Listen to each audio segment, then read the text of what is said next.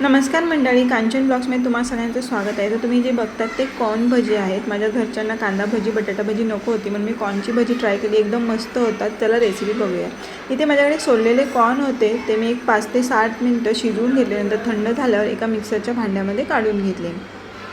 आता त्या कॉर्नमध्ये एक 4-5 मी हिरव्या मिरच्या घालणार आहे।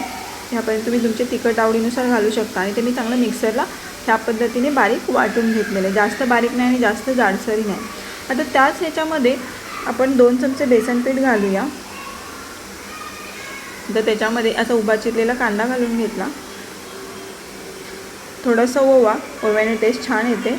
नंतर थोडीशी बारीक चिरलेली कोथिंबीर घातली आणि चांगलं मिक्स करून घेतलं। तर त्याच पिठामध्ये 2 चमचे तांदळाचं पीठ घालून घेतलं आणि चवीपुरतं मीठ घातलं,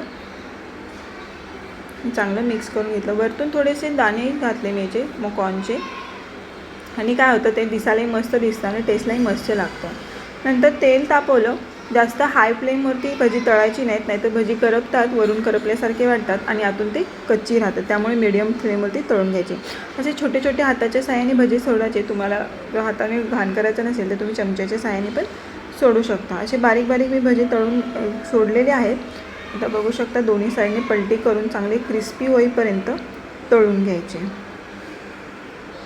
तर भजी आपली तळलेली आहेत, बघू शकता किती मस्त दिसत आहेत, चवीला पण एकदम मस्त लागतात। नक्की ट्राय करून बघा।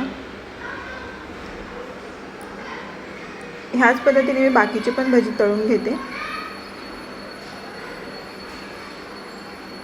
ते छोटे छोटे सोडले की लवकर तळले जातात। तर मी बाकीचे पण भजी तळून घेते। रेसिपी आवडली असल्यास कमेंट नक्की करून सांगा। चॅनलला नवीन असल्यास शेअर करा, सबस्क्राईब करायला विसरू नका। कशी वाटली भजी नक्की ट्राय करून कमेंट करून नक्की सांगा कशी झाली होती ती, आणि जाता जाता चॅनलला सबस्क्राईब करून जावा। धन्यवाद।